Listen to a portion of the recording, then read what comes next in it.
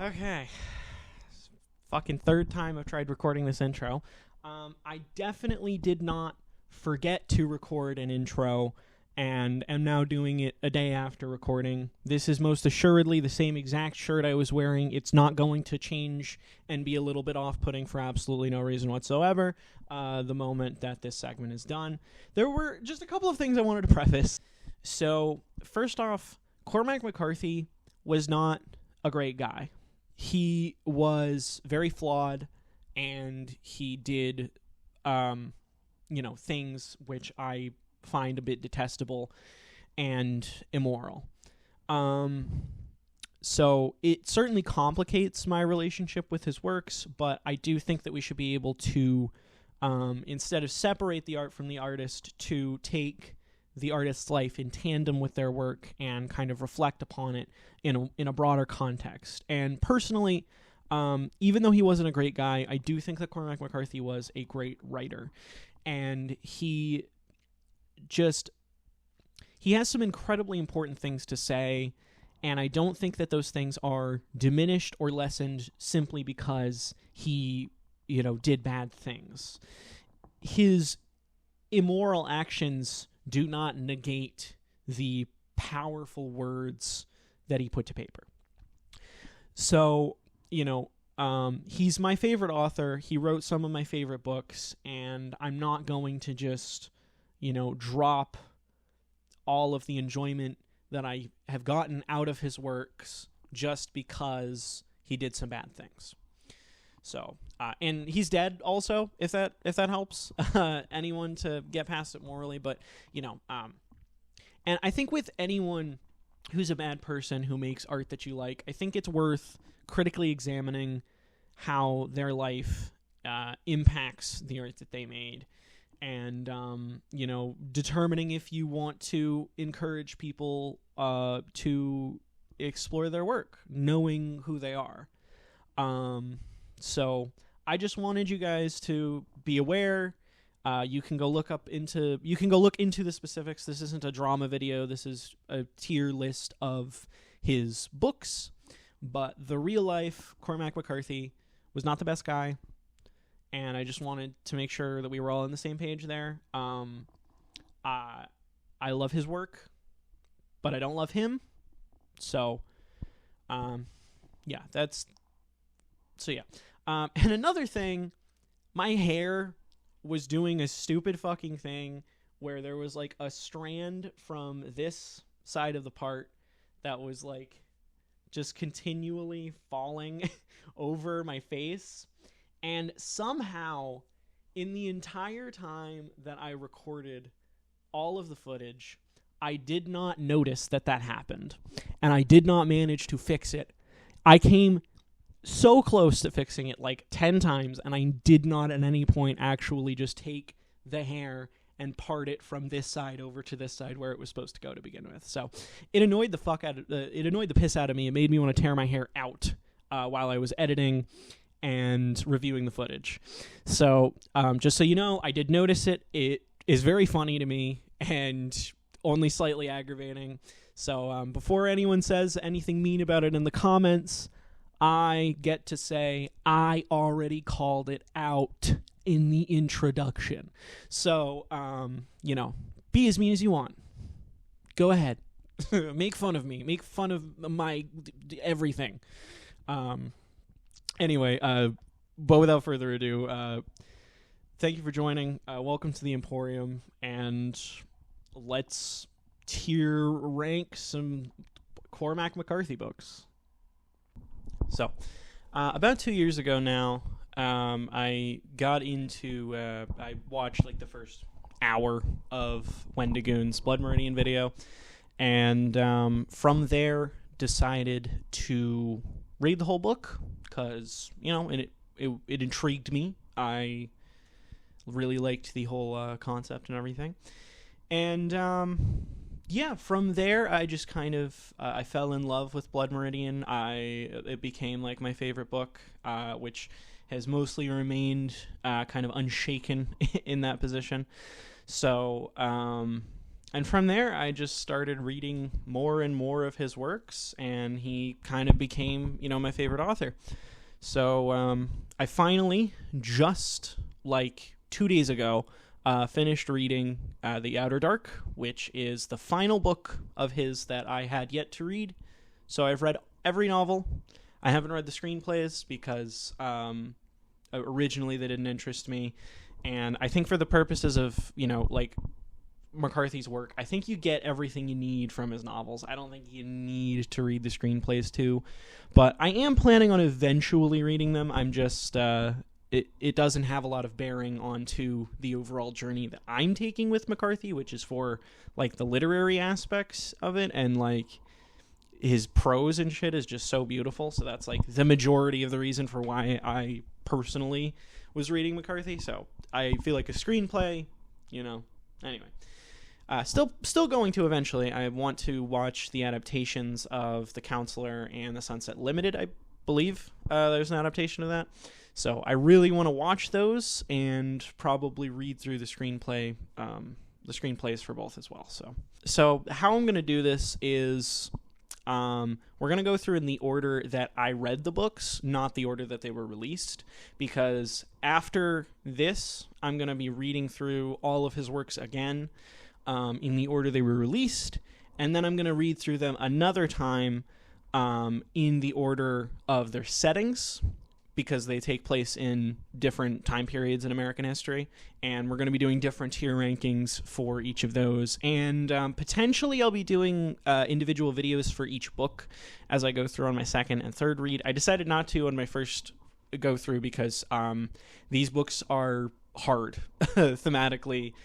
They're dense. They're not easy works to parse, so I wanted to give myself the leeway of having that distance of having read them all before I go through and do an individual video for each book. And I don't want to do an individual video for each book unless I have just read it.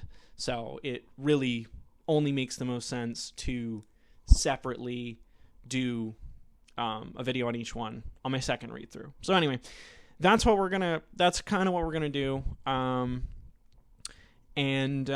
Yeah, I guess we're going to get into it, and, got the stack of books behind me here. So, yeah, we're going to start with Blood Meridian.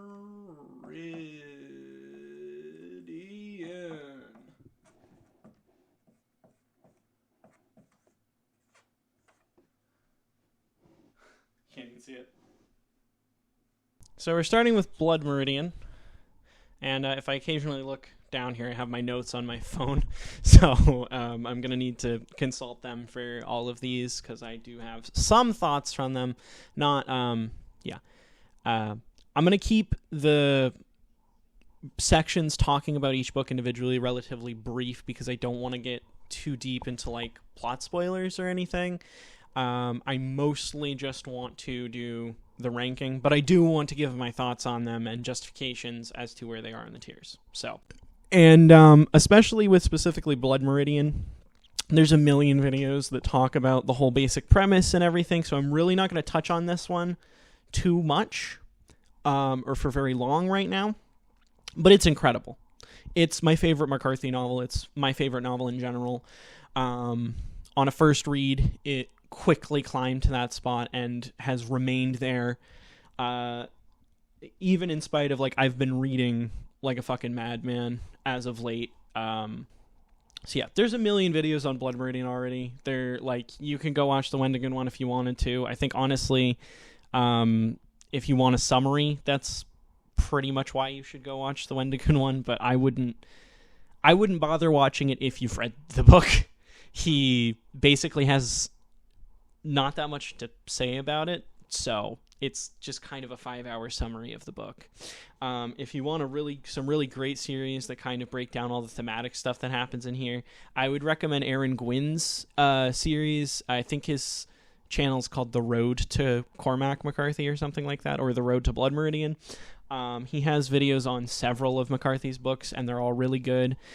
He has college lectures that he's done on Blood Meridian and other of his books. And they're all great. They're wonderful for expanding upon the themes and getting all of the historical angles in that. DJ Peach Cobbler videos. DJ Peach Cobbler's video on Blood Meridian is also very good. Really, really cool angle that I haven't really seen people tackle. But yeah. Besides that, Unsolicited Advice has a decent Blood Meridian series. I think he's got like 2 or 3 videos. Those are decent.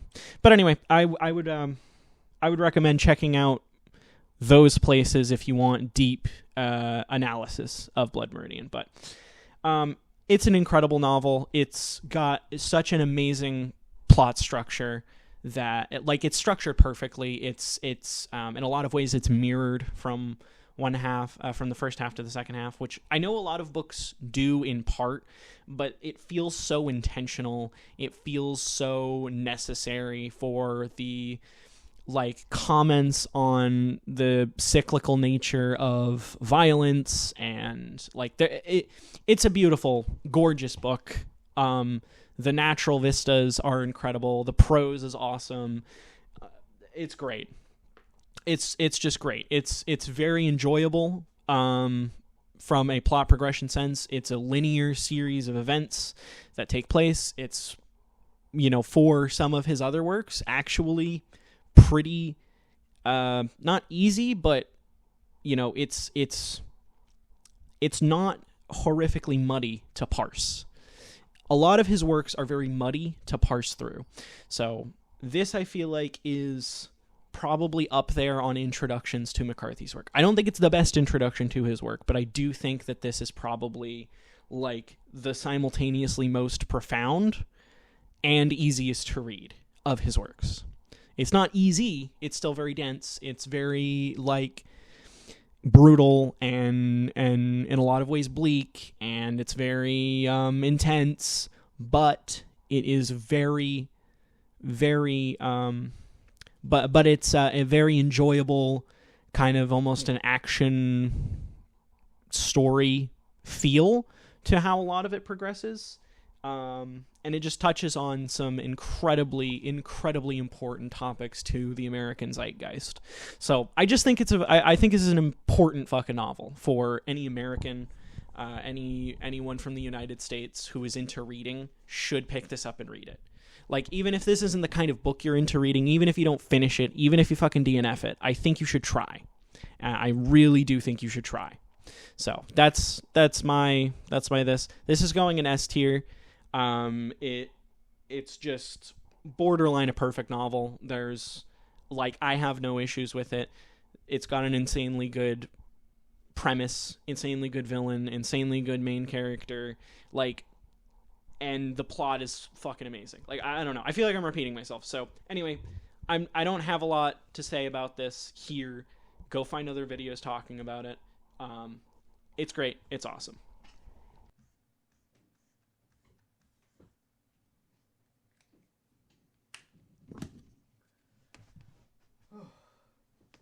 No Country for Old Men. Wow, this is not... I really thought this shot would be funnier. I really thought this shot would be a lot funnier, but I'm kind of just blocking the board and you're just looking at the back of my shirt. So... Oh well. No Country for Old Men. So, unfortunately... I don't have a copy of No Country for Old Men on me. I let one of my friends borrow it. So it's, unfortunately, I'm not going to be able to idly hold it the entire time I'm talking. So I'm going to just be talking with my hands like this for the whole fucking time I'm talking about this. Since we're doing this in the order that I read it, we're going to be kind of talking about it. Comparing the books to the last books that I read and occasionally I'm going to have to compare them overall to the rest of the works. So, this isn't a hard and fast rule, but, so No Country for Old Men, it was the book I read immediately after, Blood Meridian. And I found it to be, overall a much simpler, easier to read work than Blood Meridian. because, I mean, it was originally supposed to be a screenplay, and then nobody wanted it, so he wrote it into a novel, and then everybody wanted it, so it was turned back into a screenplay. So it on its own, just like inherently is simpler and less dense than I think pretty much the entire rest of his work. Not to say that it's the worst book he ever wrote or anything. That honor goes to a stinker, which we will be talking about much later. But it is, I think, probably the best introduction to trying to read Cormac McCarthy, because it has a much simpler the plot progression kind of goes about the same in that it's a linear, easy to follow series of events, but in Blood Meridian those events were colored by this insane complex like prose that just like gives everything this like epic, completely out there like air of like just neo-biblical like insanity and like the way that it touches on all of these insane topics. It's like so much more like higher up there in terms of how much work it takes to get through. So No Country for Old Men is a lot simpler. It's events happening. There isn't a lot of like crazy prose expansion or anything. It is just linear events after linear events. Now, I'm not going to get into the plot of No Country, as I'm not going to get into the plot of really any of these, but I'm really not going to say much about anything specific, because this is one of his most popular works, right after Blood Meridian now, although I think before it was more popular than Blood Meridian, before the Wendigoon video. No Country for Old Men, the movie, is great. If you have watched the movie and have not read the book, I would recommend reading the book, and it just kind of try not to let the movie affect your experience of the book too much, because there are certain scenes that the book is different than the movie. But overall I think it does add, it explores Detective Bell's character a lot more than the movie does. So I think that's like the biggest reason why you should read No Country for Old Men if you liked the movie. You get an intense exploration of Detective Bell as a person, and it's great. It's the best character writing I think that Cormac McCarthy did. It just awesome. Like really likable characters too. Like I think McCarthy really tends to choose characters that are, tends to write characters rather that are, fairly flawed. And, Detective Bell is still flawed. Llewellyn Moss is still flawed, but they are a lot more likable. They're good people with good hearts. And I don't think that's a common thing with the main characters of McCarthy's works. They're not like evil all the time, or anything. And there are other works where the main character is very likable and a good person. But I think No Country is like probably the best introduction to McCarthy. It still tackles on some themes that are very deep, nuanced, complex, and philosophical. It touches on them. It doesn't spend too much time focusing on them, and kind of just lets the plot flow. And I think some people are going to prefer that to pretty much any of his other works. I think some people are really going to get a lot out of that. It's not my favorite of his works at all, but it's very good. There are parts of it that he does better than he does. The character writing is better than any other work he ever did. So there are parts of it that are like, this is the best in this way. And I think every book of his has an element of it where I'm like, he doesn't quite do this as good in any other book. But yeah, so No Country for Old Men, it's great. It's pretty good overall, I would say. And we're doing this comparative to McCarthy's works. We're not doing this compared to like all works.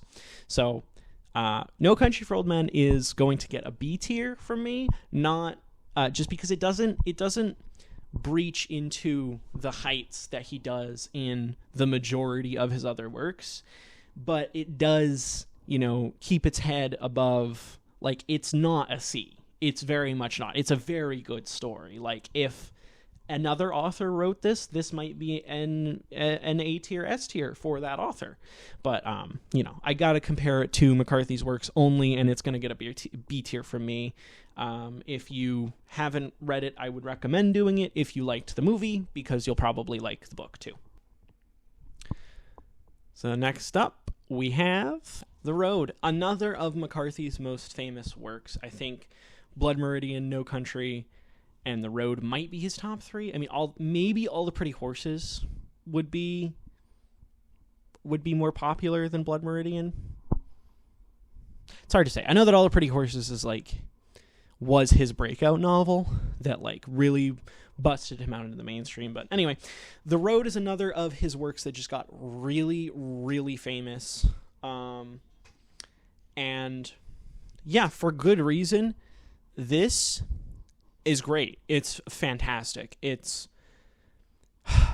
made me cry multiple times. It makes me tear up if I think about it too hard. Just some of the quotes in here, man. All I know is that the child is my warrant, and if the voice of God did not speak through him, then God never spoke.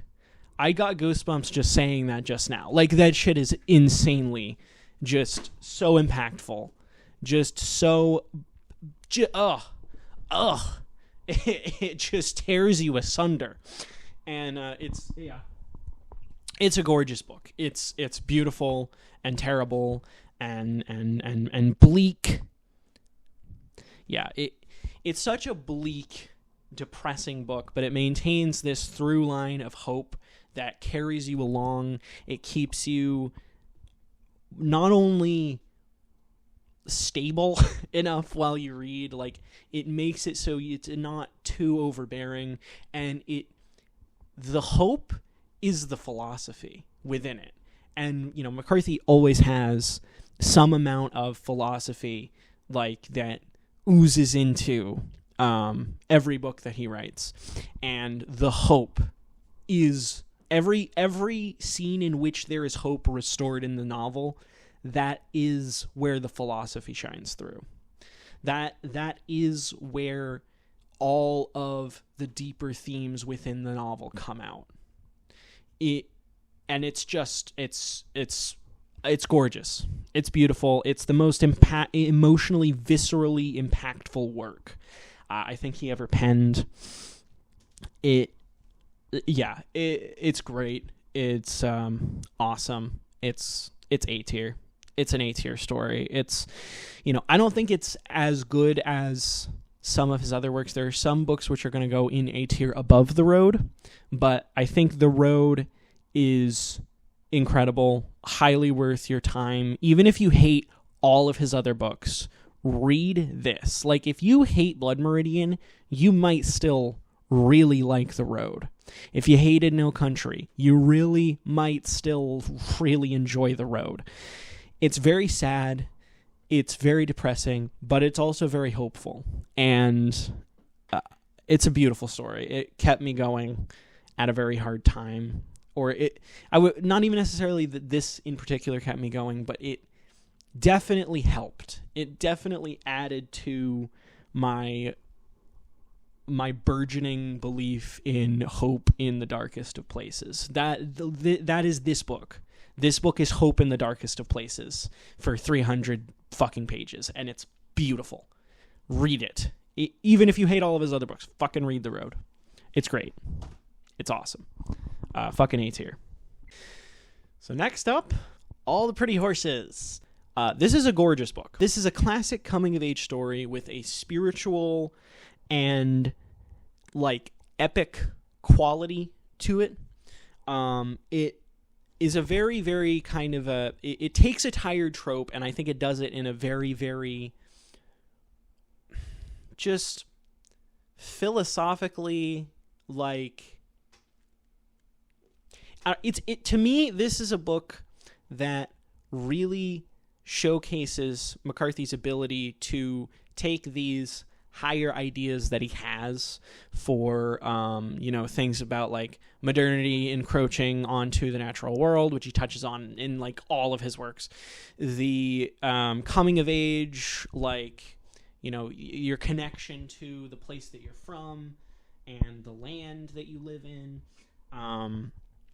And it's just done in a really, really great way to kind of bring in a larger audience, which was the point of All the Pretty Horses, was to give Cormac McCarthy a kind of a borderline sellout book, right? That's what All the Pretty Horses is. It's Cormac McCarthy really wanted to make some money, and so he wrote a story that was both a very easy to understand work that was, kind of adventurous and a little bit lighthearted, but he still maintained his roots of, that kind of intellectualism, the philosophy, the literary qualities, and just this beautiful, epic prose that sometimes really, really punches. It gives the natural world just such a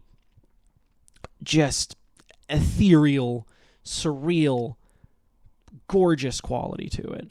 And then, there's a lot of humor in this, which is present in his other works, but is definitely more present in this than any of the works that we've talked about so far. Humor wasn't a big part of Blood Meridian, although there was plenty of like gallows humor throughout it. Not a big part of No Country, not a lot of humor in that, almost none in The Road whatsoever. But yeah, All the Pretty Horses is where you start to see his kind of, dark humor roots kind of coming through, because he has a lot of humor in all of his old works too. And the prose elevates nature in kind of a similar way that he does in Blood Meridian, only instead of it's more reverent. It's less like the landscape is evil and wants to kill you, and also it's really beautiful. It's more so the landscape is really beautiful and powerful and spiritual, and the horses are really powerful and beautiful and spiritual, and it's gorgeous. There's some really, really great quotes that you could pull from this, and it's overall, in terms of his works, I think another pretty good introduction. No Country for Old Men, I think, is the best introduction to his writing in terms of ease of reading and plot progression. I think All the Pretty Horses is like, once you've read No Country and you're kind of starting to read into the ideas within No Country, the themes within it, and you want to get like more of that, I think All the Pretty Horses is a great place to go from there. All the Pretty Horses, I'm gonna put it in B tier. To me, it doesn't, with the books that we're going to be reading, like, if I hadn't also read all of them, this would be an A tier. But I think, honestly, being realistic with myself, I think this is a B tier book, because it doesn't quite achieve the heights that he manages to do in a decent portion of his works. So compared to his other books, this is B tier. Still great. In general, like, compared to most other literature from other authors, I think this is an A tier work. Like, if any other author made this would be like their S tier work. Like, this is great.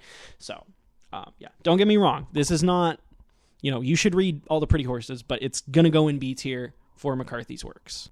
So next up, we are going to be talking about The Passenger and Stella Maris. I had quite a few thoughts on this, so I'm going to be checking my notes quite a lot through this particular section.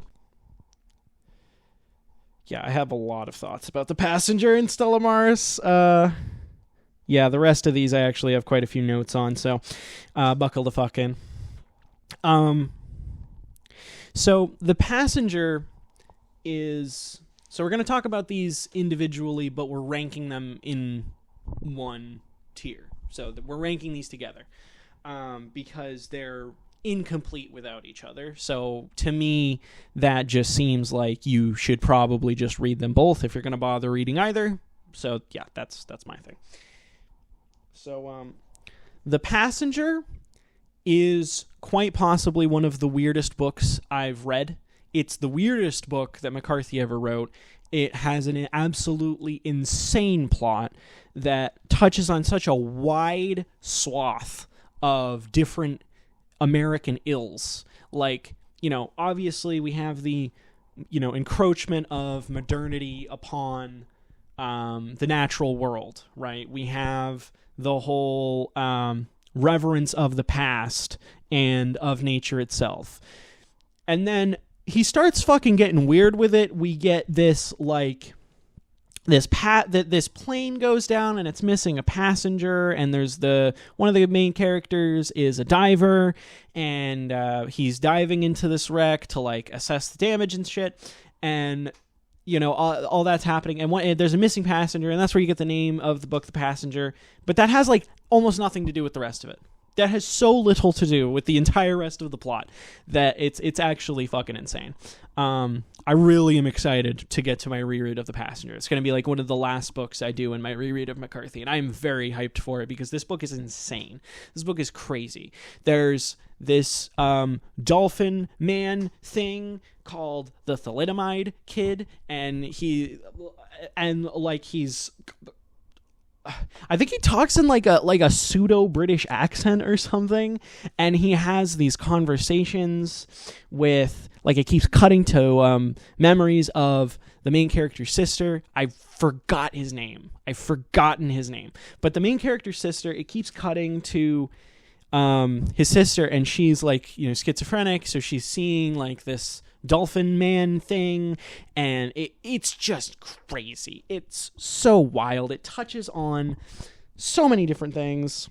It touches on this idea that that McCarthy explores in Blood Meridian in brief segments of money as a falsehood in such an interesting way that specifically relates to modernity, specifically relates to the encroachment of technology. There's metaphysics, this quantum mechanics, and there's just these incredibly enlightening conversations that happen throughout, where the main character will sit down and he'll have conversations with whoever he sits down with. One of his best friends is a trans woman, and he sits with her and has conversations, and she has some incredible things to say about herself and the world and about the main character himself. And I wish I could remember her name. I wish I could remember the main character's name. I wish I could remember the sister's name, but I can't. But the Passenger, some of the scenes still haven't left me. When he's anyway, I don't want to get into too much of spoiler territory. I don't think any of what I've said has been a spoiler, really. But yeah, it is one of the craziest fucking books that I've read personally, that wasn't considered ergotic. I think erdoctic, ergodub, whatever the fuck House of Leaves is considered. The only book I've read that isn't ergotic, that almost encroaches on that. They get so fucking weird and out there with its ideas, the topics that it explores, the way the plot progresses. To me, The Passenger, I think, is the strangest book, the weirdest book that Cormac McCarthy wrote. So, really good stuff. I'd highly recommend it. And then Stella Maris, which this is the order that I read. I read it Passenger and then Stella Maris, and I think that's the intended reading order. This is considered a coda to The Passenger. This shit, insanely good. If you find McCarthy's work a little hard to read through, just give Stella Maris a try. I think you should pair it with reading The Passenger, but even if you don't, I think Stella Maris has a lot to say. So Stella Maris is a conversation between the sister from The Passenger, who's schizophrenic, and a psychologist. That's it. That's the whole book. It's them having sessions and it's just dialogue. It's just dialogue between these two. There's no prose like whatsoever. There's a newspaper clipping at the start. There's a newspaper clipping that gives us the setting at the start of the book. Yeah. And then that's it. And I think that's literally it. The rest is just dialogue. It's awesome. I love the main character. I love her so much. She has such a unique, like, no bullshit approach to life that she has, and she's so well written, and I love their conversation. It's awesome. It's awesome. And the topics, man, the way that it expands upon the quantum physics, the way that it expands upon the metaphysics of the book, the way that it expands upon like every idea explored in The Passenger, and then like adds new ones. Like, oh my god. And some of the things, like there's this part, it's not a scene. There's this exchange where the girl is explaining her thought process and specifically regarding suicide, and she it's just it sticks out in my brain still to this day. It's been probably like a year since I've read it, and it's like just the bluntness of how she's describing it, because she wanted to drown herself, right? And she's just describing what physically happens to your body when you start drowning, and how that kind of deterred her. It didn't seem like a very efficient or okay way of going in her mind, so she decided against it. And it's just so cool, and it like relates it back to like the quantum stuff, the mathematics, her hallucinations. It's just it's so fucking cool and good, and it adds so much to The Passenger. It's like, if you're gonna read The Passenger, you need to read Stella Maris, and if you're gonna read Stella Maris, you should probably read The Passenger. But I really do think that it's an incredibly strong work, even on its own, even without The Passenger to like give it that weight. So anyway, together I'm going to rate them A tier. I don't consider them to be... I'm kind of trying to keep the S tier to just one book, so I think we're going to just keep S tier. It's just going to be Blood Meridian, but these are great. Next up, The Crossing. So I'm going to be honest. This one's hard for me to rank because it's the first novel that I read through of McCarthy's work where I genuinely considered DNFing it. I considered just putting it down. Because, okay, so the first, like, third of the book, when Billy and the wolf are traveling to Mexico, is fantastic. It's so good. The way that the wolf is described, especially on their first meeting, it's with such reverence and such grace, but it at the same time it maintains this edge of power and fear and intensity that is like it's so good. It gave me such a deep appreciation for the wolf that I always thought they were kind of cool. Animals in general are kind of cool, but I'm not like an animal person. Like, I don't get obsessed about the genuses of whatever. I don't watch the zoo tier videos, although they are pretty funny. I have watched them before, but I don't keep up on them or anything. I don't watch whatever that fucking girl is who talks in a really fast monotone, and she's got like crazy editing. I don't know. One of my partners really likes her content.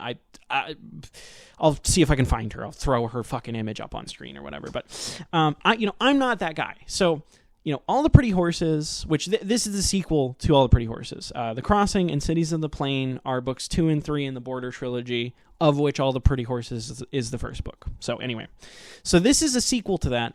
Now, All the Pretty Horses is about an entirely unrelated cast of characters, and it's actually set further into the future. This is in the late 1930s, and I'm pretty sure All the Pretty Horses is in the 40s or 50s. So anyway, this is about a different kid. All the Pretty Horses was about a kid named John Grady Cole. This is about a kid named Billy Parham, and he traps this wolf and decides to take it to Mexico to be with its own kind. And it's also like a coming of age story, like All the Pretty Horses was. It's also like an exploration of modernity, encroaching upon nature, and the philosophical implications of like your birthplace and the old world being something that we're irreverent towards, and this like this like past that's far better than we could ever hope to achieve and stuff, which are all themes that he touches on in like every single one of his books. And I think there are parts of The Crossing in which he touches on it in the most profoundly explicit ways you possibly could. And yeah, I was awestruck with some parts of The Crossing, with the wolf specifically. I was awestruck with the wolf. I loved every single scene with the wolf. I loved how how Billy interacts with the wolf. I love how they get this weird pseudo bond where they never understand each other, but they come to this weird unspoken respect with each other. And like the wolf, it's so cool. It's so good. And then they get separated. I'm not gonna get into any more specifics about how they get separated or anything, but they get separated, and then I just stopped caring. Like, I feel like I'm, part of this is on me and my ability to read books well, because I'm not the most intelligent, well-read person or anything. So I think part of this was on me, but it really fell off the second that the wolf stopped being involved with the story for me personally. I just could not. It was so hard, and I almost put it down. I almost stopped reading, but I did power through, and the last third of the book really does pick up, when Billy starts heading back up to America, and it becomes like this, journey that he's going on. But really, the entire time he's like that middle, like 150 pages after the wolf goes away from the story, it's a slog. It feels like borderline disconnected events that are not well paced or well structured at all. It really hard for me to rank this, because there are parts of the Crossing that I just fucking loved, and that middle part really drags it down. It drags it down hard. So I think overall I'm going to give this a C. I think this is going to go into C tier. Again, this is comparative to McCarthy's, works in general. Probably more like a B tier work if we were comparing it to other authors. But, for McCarthy's work, I really found The Crossing hard to get through. And it really doesn't, it doesn't save itself with the good parts from being a C tier book, in my opinion. So, but yeah, that's just me. Yeah. So next up we have Cities of the Plain.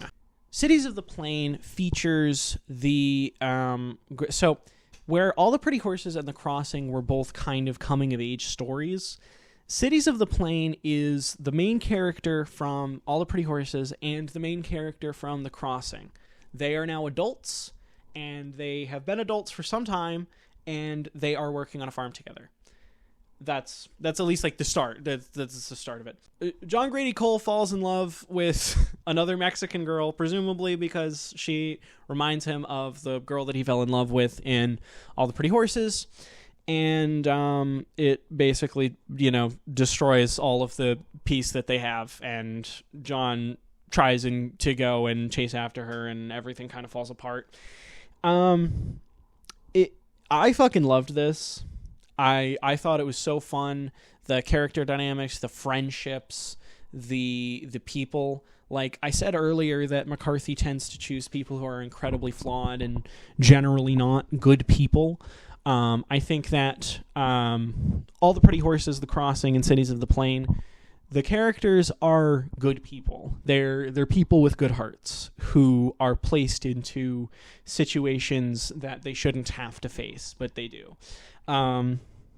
And Cities of the Plain has just some incredible parts. I really wish I could remember more specifics from it, which makes me hesitant to give it a super high amount of praise. But from what I remember, from my experience from reading it, I really enjoyed it. I enjoyed my time with it. I thought it was fun. And I really liked bits of the ending. There are problems that I have with how the ending went and how it came about, but the emotional climax of the ending was great. The major character death is awesome. It was very emotionally impactful. I did tear up a little bit. And then the aftermath of that is also just so great. The ending really does stick with me. Even if the rest of the book doesn't necessarily, the ending really does. And what does stick with me, I really have fond memories of. So I'm excited to reread it and see how it actually holds up from my memory. But it very fun, very cool book. Really fun character dynamics between the main characters, and I think it touches on all the same themes that McCarthy does in all of his other works. So it's really cool. It's really good. It's going to go in a low A tier for me just because I don't remember enough specifics to feel comfortable putting it above anything else in the A tier. But yeah. So next up, Child of God. Another one that I don't actually have a copy of. Well, I have a copy of it. I'm letting the same guy who's borrowing No Country. He's also borrowing Child of God. So I don't have it on me, but I do have a copy. They're all the same run of editions as the other books. They have the same kind of cover and everything. So.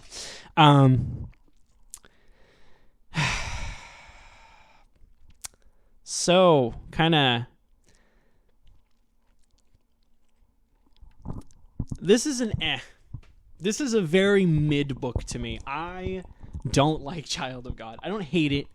I am going to read it again, but yeah, this is the sellout book. I know I kind of said that All the Pretty Horses was kind of a sellout book. It's what he wrote to make some money, but, All the Pretty Horses still has a lot going for it. Child of God he was writing Suttree, and Suttree is massive and incredibly dense and complex. So it was taking him way too long, and he had no money, and his publisher was like, we need a book. And so he was like, okay, just give me another advance and I'll bust something out. So he took 100 pages out of Outer Dark, which was the second book, the one he published before Child of God, and he turned that into this story based on a newspaper article about a couple got killed in a car while they were having sex. And he was like, yep, I'm going to write a story based on that with the outtakes from a different book. And slapped it all together, and his shortest work was born. And I don't know, man. It was okay. It was fine at best. There were some funny sections. There were enjoyable parts. It's worth your time.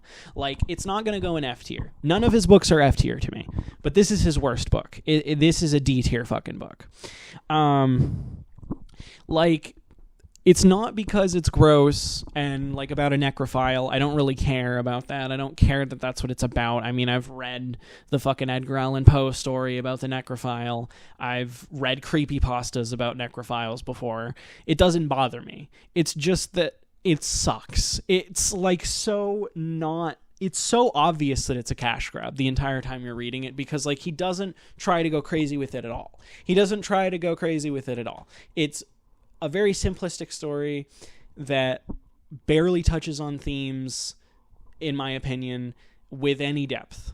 It has themes to it, like the line that the title comes from, a child of God, much like yourself, perhaps. Like, oh,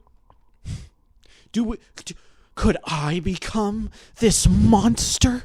This terrible person? Like the main character, whose fucking name I cannot remember for the life of me. I think it's like Lloyd or something. Or like Lenny. It starts with an L, I think. I don't know. I didn't care for it very much. I thought it was mid at best, and I just really don't have that much to say about it.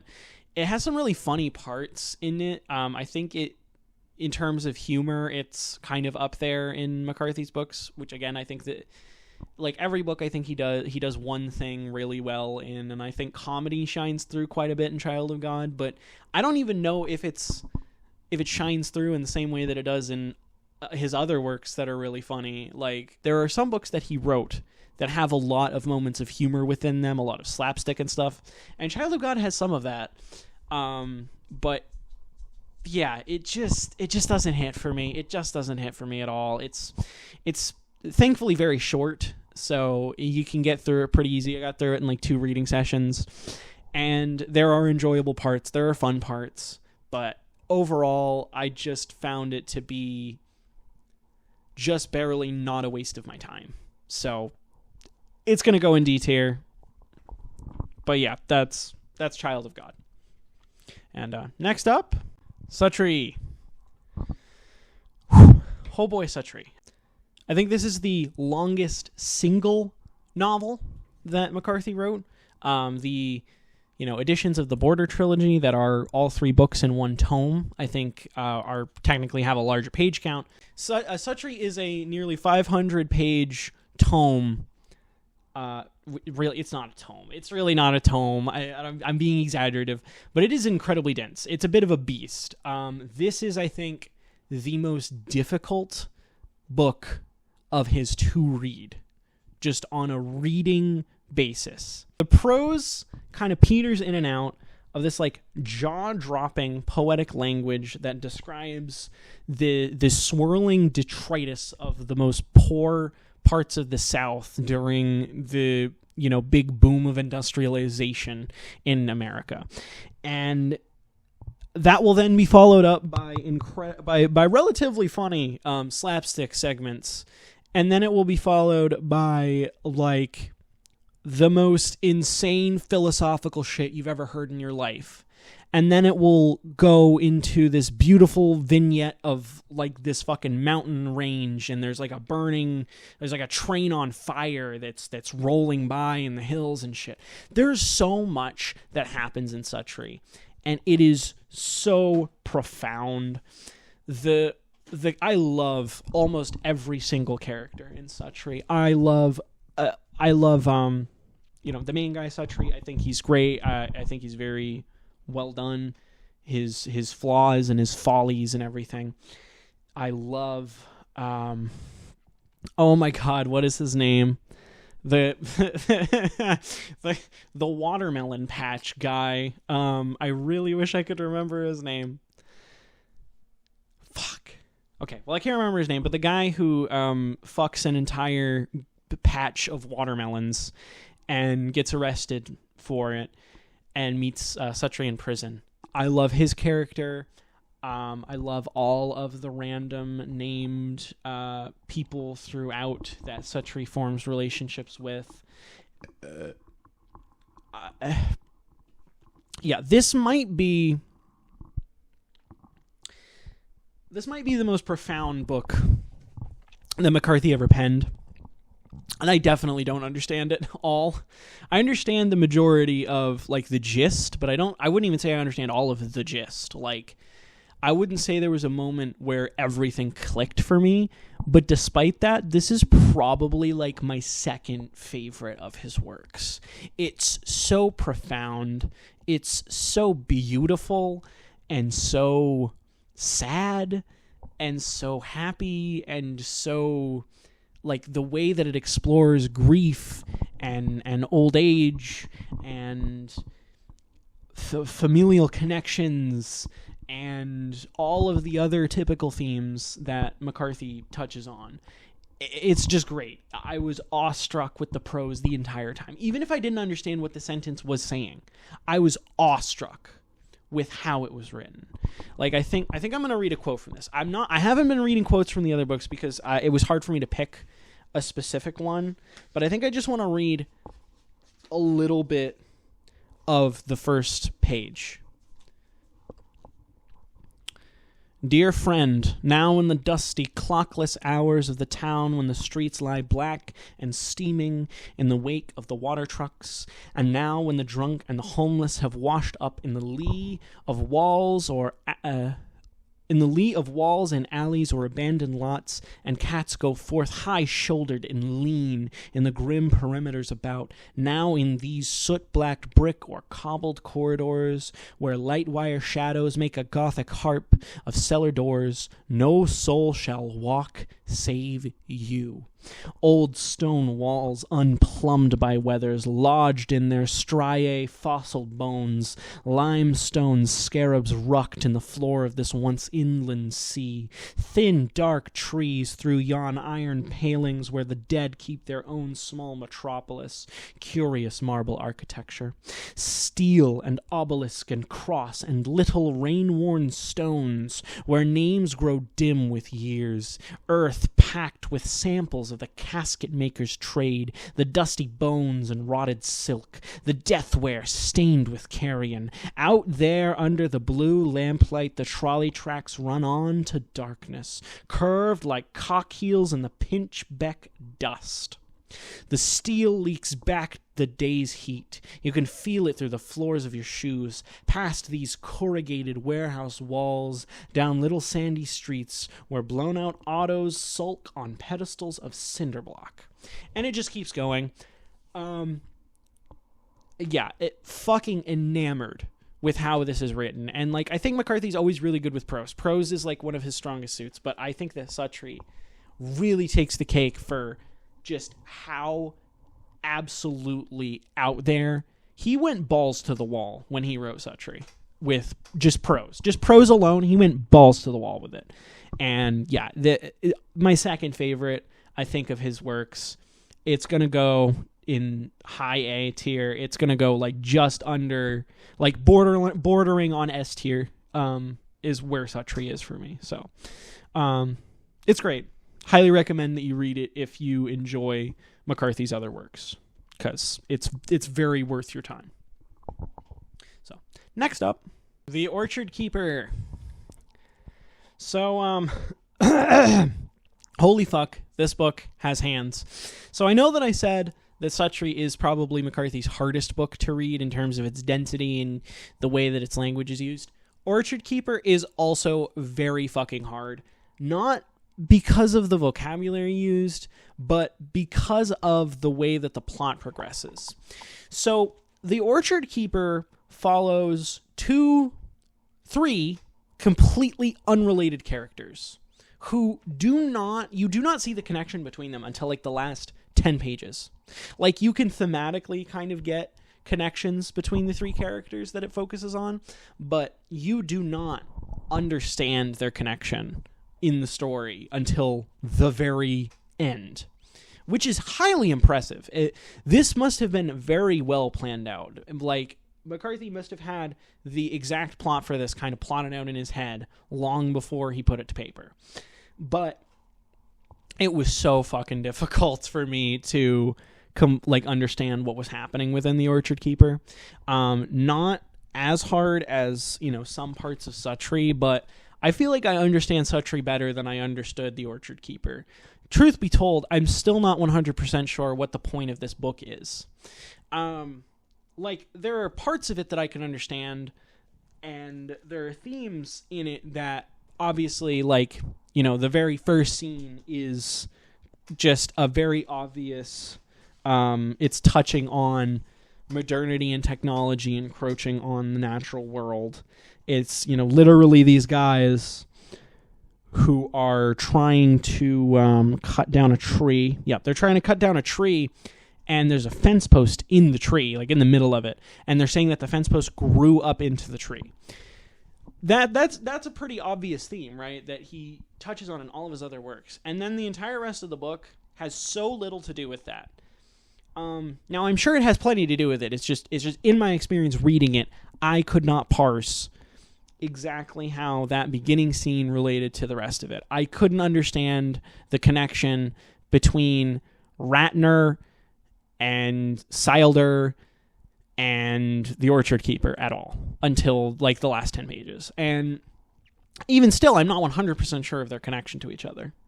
But there are parts of this book that were so fucking good. There was a part of this, the Orchard Keeper is telling a story to these kids, and we keep getting the parts that he's leaving out. So like he's telling this story, and then while he's telling it, it intercuts these, you know, paragraphs where we see all of the heart-wrenching parts. All of the heart-wrenching parts that he's leaving out of the story that he's telling, and it's so good.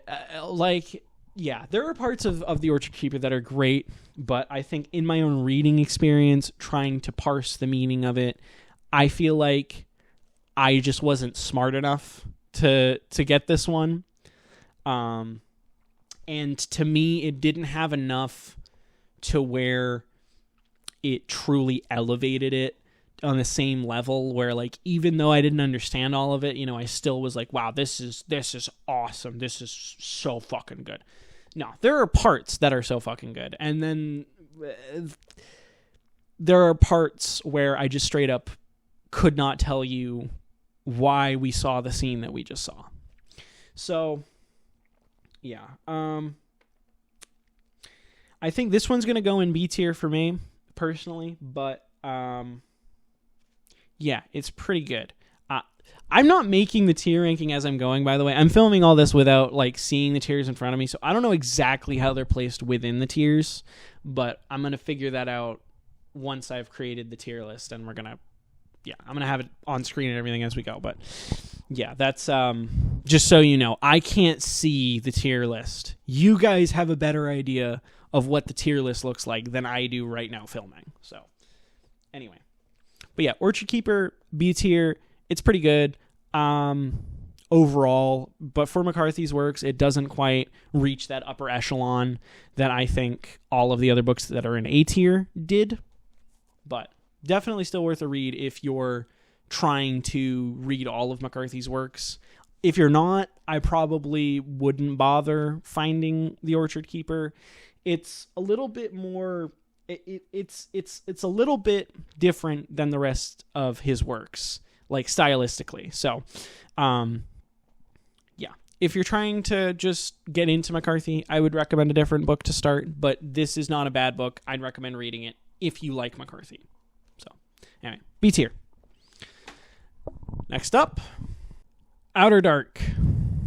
Oh my God, I don't even think I said in The Orchard Keeper. The Orchard Keeper is very funny. A lot of slapstick. I needed to mention that because I talked about how he did slapstick when I was talking earlier. Orchard Keeper is very funny. So, sorry to interrupt Outer Dark here, but yeah, Orchard Keeper is very funny. So this is the final one, last one of the bunch. I fucking loved Outer Dark. So there's two different prose styles that McCarthy tends to do. There's the very poetic, beautiful, almost purple prose that he likes to do in some works to really enhance the elegance and reverence of, certain scenes of nature and all of that. And then there's a brutalist, blunt prose that McCarthy likes to use for more quick action scenes and stuff. And I think The Outer Dark is like the perfect mix of both of those prose styles. His two different prose styles, I feel like he really does really well, a really good mix of them in Outer Dark that he doesn't quite achieve on any of his other works. Not in the same way, not in the same, like, so close together with each other and so working in tandem with each other. I found Outer Dark to be a blast to read. It was easy to get through, not because it was easy and to read, but because it was so well paced. Like I couldn't put it down. Basically, I had to keep stopping myself every couple of chapters, every time we had a page break. Every couple of those, I had to stop myself because I had things to do in my life. But I just loved the experience reading this book. It is up there for me. It's in his top 3 in my opinion. It's very dark, as you might imagine. It's very dark. It's a very dark novel. It's a very gross novel, but it's simultaneously gross and freakish and also so spiritual and beautiful at the same time. And I feel like that's something that McCarthy does very well typically, and I think he does it really, really well here. It's so many weird particular things about this. It felt like a medieval setting, even though it was just like the 1920s, 30s in America, right? It was clearly just the 1930s South. Or no, the 1900s. The early 1900s, not 1930s. The turn of the century. But it felt like medieval. Like we had this cart pulling. They call him a tinker. That feels offensive to me. I think he's supposed to be Romani. But yeah, he's like this guy who's pulling a cart and he's got goods that he's selling, and that to me feels like a medieval like peasant, like trying to hawk his wares. And then you have like a character literally called the Squire, and like anyway, so it felt like a particular setting that McCarthy hasn't quite done in any of his other works, like truly giving a medieval setting to the South is not something he's done, in my opinion, in the same way, ever, in any other book that he ever wrote. Honestly, I don't know if it's just because I read this last, but pretty much every scene in the book is kind of really fresh in my mind, and they all kind of stick out for their own reasons. And I think it's just such a fantastic exploration of such a taboo, like gross subject matter.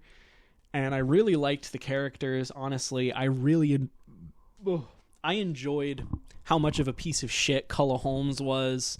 I enjoyed how strong Rinthy Holm was and brave, and like the interactions and how weird they were with all of these strangers that they keep coming across to. Like, it feels like every stranger knows Culloh Holmes better than he knows himself, like before they've talked to him. And it's just so weird and interesting. And like, yeah, I really, really enjoyed Outer Dark, and it's going to go in A tier, just below Such-Tree, I think. Okay, so here we are. It's the end of the road on the books. That's all of them ranked.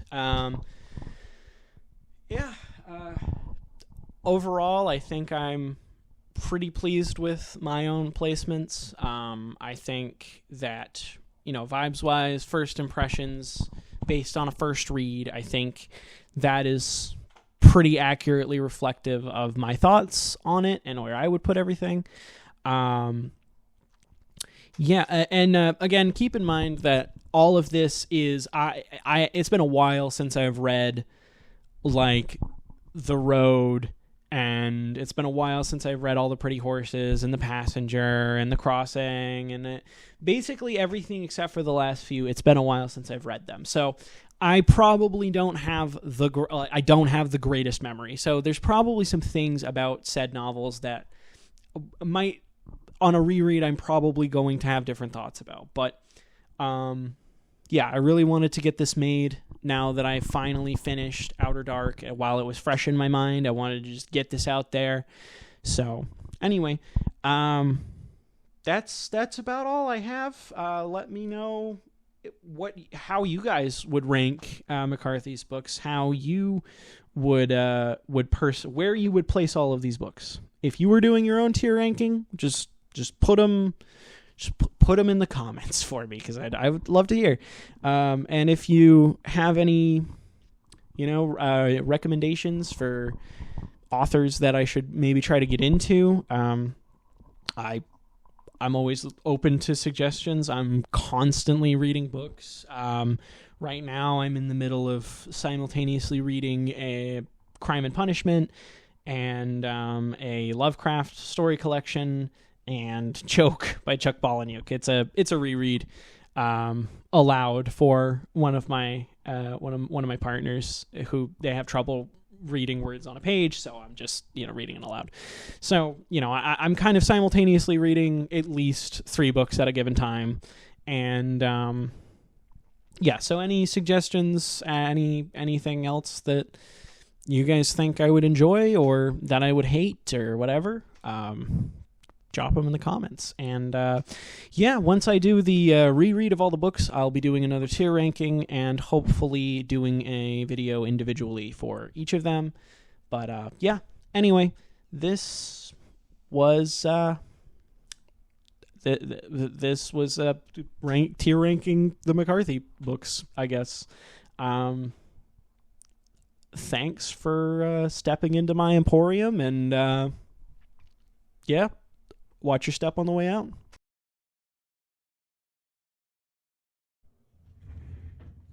Get the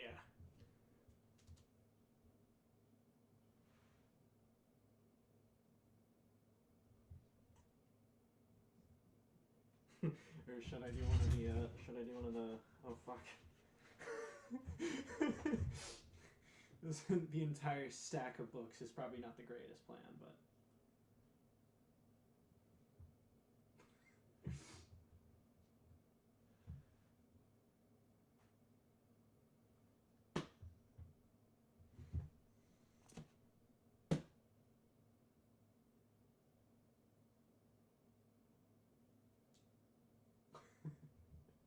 all right, I'm sure one of those is gonna make a good enough screenshot.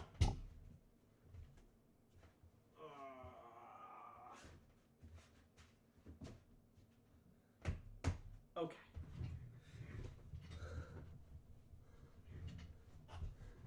Blood Meridian, which, wow, it's, yeah, I'll darken that up. Darken that bad bitch up in a minute. If I back up a little bit, there's just so much glare in my glasses that I feel like it's going to be distracting, and I'm trying to lessen it, but I feel like I'm going to have to get over it and accept the fact that there's just going to be a glare right directly on my fucking lenses. If I look down, it goes away. Oh jeez. Okay, there we go. This chair I'm sitting on was got for free from a dump store. So it doesn't really like to stay up necessarily, but it's I record guitar and stuff. It doesn't have armrests, so it's a lot. It's easy for it's better for what I use it for. But anyway, yeah, Suttree is a nearly 500 word book that I dropped.